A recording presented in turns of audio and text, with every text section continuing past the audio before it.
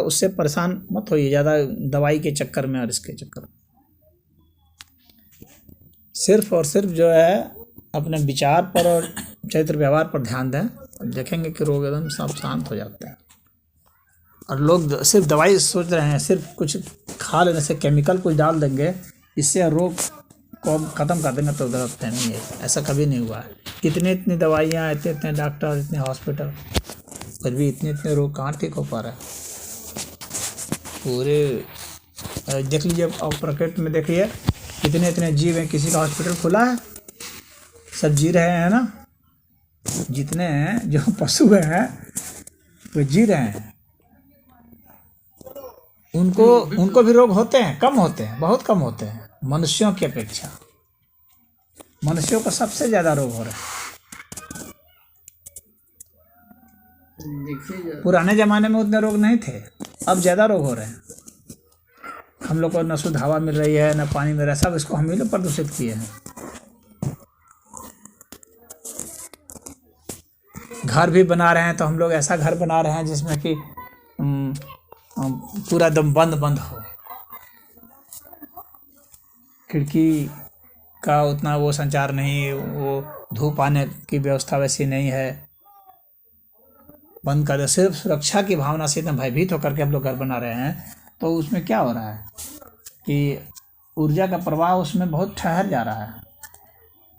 गंदी प्रदूषित वायु उसमें रह रही है, प्रदूषित भावनाएं सब रह रही है, निकल नहीं रही है। जब ओपन स्पेस रहेगा और हवा का आना जाना रहेगा, जानते हैं हम लोग के भीतर जो प्रदूषित विचार भी होते हैं ना, वो भी बह जाते हैं। अन्यथा हम लोग के विचार भी यहाँ के तरंगों में टकरा करके कमरे में रहते हैं। तो हम लोग की खोपड़ी शांत रहेगी जब हवा, खुली हवा में रहेंगे तो ये बहने लगता है, सब शुद्ध विचार भी आने लगते हैं। और अगर हम बंद करेंगे, किसी का भी कमरा बंद होगा, जाके देखेंगे कि डायबिटीज़ का, दमा का, हृदय रोग का, 3 रोग गारंटी है कि होगा। किसी का भी जाकर के XYZ आप चेकिंग कर सकते हैं। सांस की बीमारी ऐसे हो जानी है, शहरों में तो और भी ज़्यादा। हृदय रोग की बीमारी हो जानी है, डायबिटीज हो जानी है। ऐसा क्यों? क्योंकि वो अत्यधिक जो भयभीत होकर के जो उन्होंने घर बना दिया है इस तरह से ना, अपना चारों ओर से पैक कर दिया है घर को, उसका दंड भोग रहे हैं। तो खाली घर ही नहीं बना दिया, उनका विचार भी पैक है। तो जब हमारे विचार खुले नहीं होंगे, बंद विचार होंगे, बंद घर होगा, सब कुछ बंद होगा, तो क्या होगा? हम अपनी बात कहीं कह नहीं पाए और कुछ सुन नहीं पाए, कायदे की बात।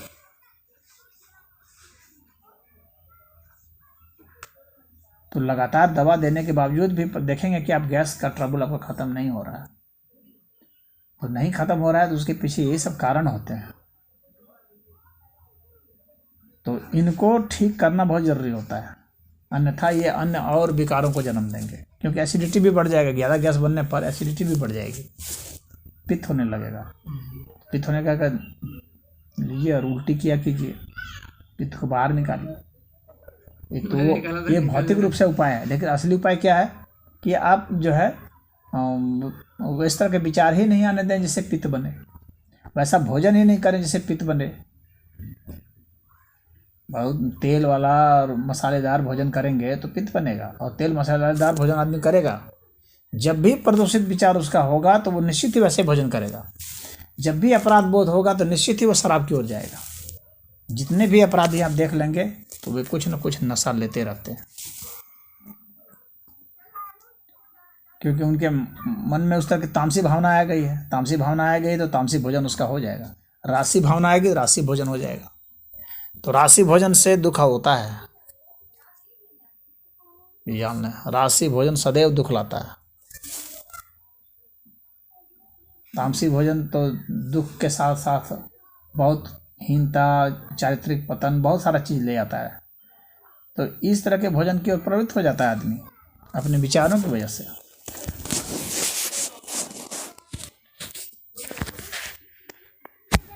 और सामान्य ये जो हम लोग की जो आयुर्वेदिक परंपरा थी उसको छोड़ करके जो इस परंपरा की ओर जो शिफ्ट हुए हैं, अंग्रेजी परंपरा की ओर, इसमें तो बाकी चीज़ का महत्व ही उतना नहीं दे रहे हैं, खाली कैलोरी का वैल्यू नाप रहे हैं कि कितना कैलोरी है, कितना प्रोटीन है, कितना विटामिन है। इससे थोड़ी होगा।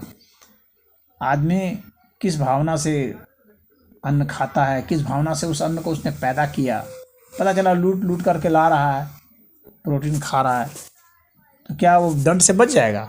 इस अस्तित्व में यह एक विधान है कि आपके कर्मों का फल निश्चित ही मिलेगा और बहुत बाद में नहीं मिलेगा। जिस वक्त आप सोचते हैं उस समय से ही मिलना शुरू हो जाता है, तो वह तो मिल कर के रहेगा हर हाल में।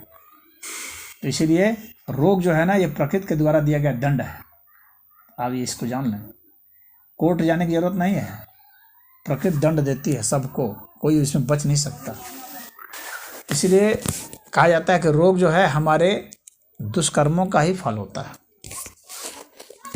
हमारे दुर्विचारों का फल होता है। मान लीजिए हमने कुछ गंदा सोचा लेकिन उसको किया नहीं, परंतु उसका इफेक्ट आ जाएगा, क्योंकि हमने सोचा तो सोचते ही इफेक्ट आ जाएगा। हमारी भावना जो है वो हमारे लिए दुष्प्रभाव ले आएगी। हमने मर्डर करने की सोची लेकिन किया नहीं, तो क्या इसके फल नहीं मिलेंगे?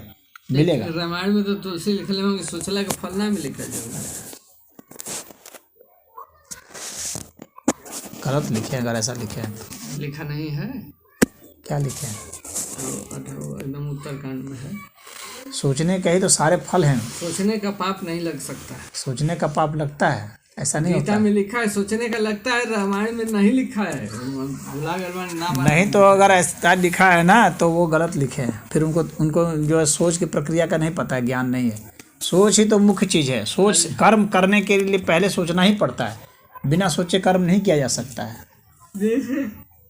कर्म के साथ सदैव जो है विचार संलग्न है। बिना विचार के कोई कर्म हो ही नहीं सकता है। इच्छा का समन करो, गौतम बुद्ध ने कहा है। तुलसीदास तो उत्तरकांड में लिखे हैं महाराज जी। बाकी गीता में नहीं लिखा। गीता में लिखा है कि वो पाप है। विचार बहुत महत्वपूर्ण होते हैं। विचार की ताकत ही सबसे महत्वपूर्ण है। शक्ति जहाँ तक हम लोग की जाती है, क्योंकि सब कुछ इसी से उत्पन्न होता है। हम लोग जितना भी उत्पन्न कर रहे हैं सब विचार से ही कर रहे हैं। घर बनाना है तो उसके पहले विचार करना पड़ेगा। बिना विचार के आप घर कैसे बनाएंगे? नौकरी करनी है, विचार करना पड़ेगा। पढ़ना है तो विचार करना पड़ेगा। ड्यूटी जाना है, विचार करना पड़ेगा। खेती करना है, विचार करना पड़ेगा। हाँ, विचार बिना विचार के आप कुछ कर्म करके दिखाई नहीं सकते। लिखा है बिना विचारे जो करे सो पाछे पछताए, ये भी तो लिखा है। नहीं, ये तो वो अलग अर्थ में, वो सद्विचार के अर्थ में लिखा है। मेरा कहने का मतलब है कि आप कुछ भी कीजिए, बुरा भी कीजिए तो आपको विचार करना पड़ेगा। यानी वहाँ पर थॉट आएगा। विचार का वहाँ पर जो अर्थ है वो सद्विचार से है। जो वो कह रहे हैं बिना विचारे जो करे, वो सद्विचार है। तो बैठना पंगाई लगे लिखा है। यहाँ तो दुर्गुण है।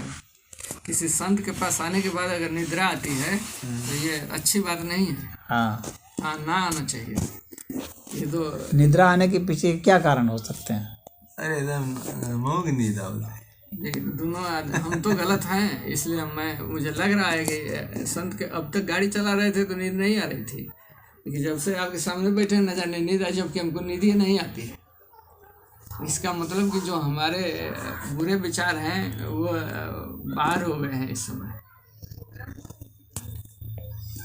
नींद आ रही है, ये अच्छी बात नहीं। संत के पास जब मनुष्य थका हुआ होता है तो नींद आती है। जब मनुष्य ऊब जाता है, उबाऊपन लगता है तो नींद आती है। जब उसके मन के अनुरूप बातें नहीं होती है तो उसे नींद आ सकती है। जब कोई बात समझ नहीं आती है तो नींद आने लगती है। इसी को दबाने के लिए क्या है?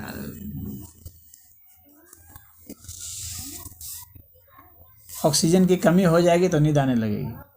यहाँ ऑक्सीजन कहाँ कमी? लेकिन यहाँ ऑक्सीजन तो है, भरपूर है। नहीं, इसको दबा रहे हैं तो थोड़ा सा बदलना है। हाँ, किनारे से दबाएं, इधर से। भोजन भइले कि ना मरे? नहीं, भी नहीं। कई बजे भोजन हो? सामने से नहीं। हाँ, नींद खोल दे। हाँ, खोल दे। दिमाग के नसें सक्रिय हो गई। 10 बार दबाएंगे छोड़ेंगे तो हो जाएगा, नींद खुल जाएगी। नींद लाने के लिए रात में नींद नहीं आ रही है तो कभी कभी रात में नींद नहीं आती है, हाँ, उसके लिए क्या है? नींद नहीं आती है, शरीर को ढीला छोड़िए, सांस जितना भरते हैं उससे ज़्यादा निकालिए, नींद आ जाएगी। सांस यदि आप ज़्यादा भरेंगे तो नींद नहीं आएगी, जो नाकले फैले रहा सांस ज़्यादा निकालेंगे तो नींद आएगी। यानी वायु ज़्यादा निकालनी चाहिए, जितना आप लेते हैं ना उससे ज़्यादा निकालनी है।